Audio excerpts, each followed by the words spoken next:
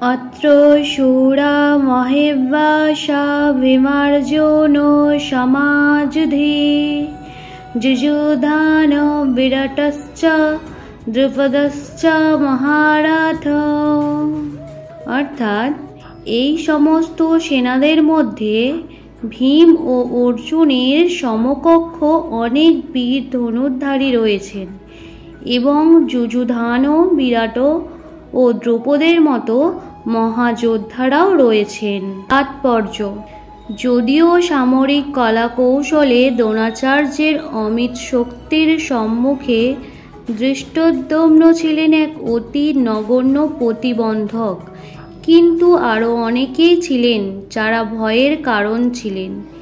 দুর্যোধন তাদের দুরতিক্রম্য প্রতিবন্ধক বলে উল্লেখ করেছে, কারণ তারা সকলেই ছিলেন ভীম ও অর্জুনের মতো ভয়ঙ্কর। ভীম ও অর্জুনের শক্তির কথা দুর্যোধন ভালোভাবেই জানত, তাই সে অন্যান্য রথী মহারথীদেরও ভীম ও অর্জুনের সঙ্গে তুলনা করেছে।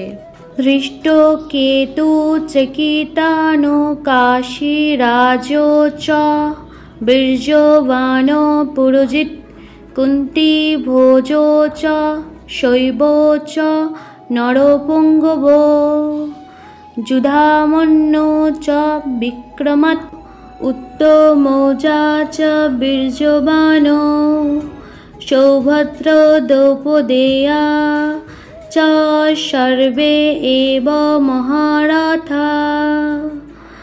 अस्माकं तु विशिष्टा जे तान निबोधो द्विजोत्तमो नायका मम सैन्यस्य संघर्तं तान ব্রাবৃমিতে। অনুবাদ: যেখানে ধৃষ্টকেতু, চেকিতানো, কাশীরাজ, পুরোজিত, কুন্তিভোজ ও শৈবের মতো অত্যন্ত বীর বলবান যোদ্ধারাও রয়েছেন, সেখানে রয়েছেন অত্যন্ত বলবান যুধামন্যু, প্রবল পরাক্রমশালী উত্তমৌজা, সুভদ্রার পুত্র এবং দ্রৌপদীর পুত্রগণ। এই সব যোদ্ধারা সকলেই মহারথী। হে দ্বিজোত্তম, আমাদের পক্ষে যে সমস্ত বিশিষ্ট সেনাপতিগণ সামরিক শক্তি পরিচালনার জন্য রয়েছেন, আপনার অবগতির জন্য আমি তাদের সম্বন্ধে বলেছি। ভবান ভীষ্ম চ কর্ণ চ কৃপ চ সমিতিঞ্জয় অশ্বত্থামা বিকীর্ণ চ সৌমদত্তি তথা এব চ।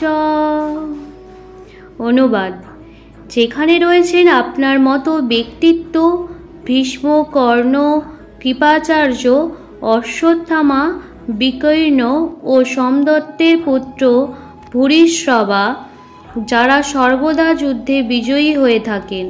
তাৎপর্য: যুদ্ধে চিরজয়ী অসাধারণ বীরদের কথা দুর্যোধন এখানে উল্লেখ করেছে। বিকীর্ণ দুর্যোধনের ভাই, অশ্বত্থামা দ্রোণাচার্যের পুত্র এবং সৌমদত্তি বা ভূরিশ্রবা বাল্মীকির রাজার পুত্র। কর্ণ অর্জুনের বৈপিত্রেয় ভ্রাতা, কেননা রাজা পাণ্ডুর সঙ্গে বিবাহের পূর্বেই কুন্তী দেবীর কোলে তার জন্ম হয়। কৃপাচার্যের যমজ ভগ্নীর সঙ্গে দ্রোণাচার্যের বিবাহ হয়। অন্যে চ বহব শূরা মদর্তে তক্ত জীবিতা নানা শস্ত্র পহরণা সর্বে যুদ্ধ বিশারদা। অনুবাদ: আরও বহু বীর রয়েছেন যারা আমার জন্য তাদের জীবন ত্যাগ করতে প্রস্তুত।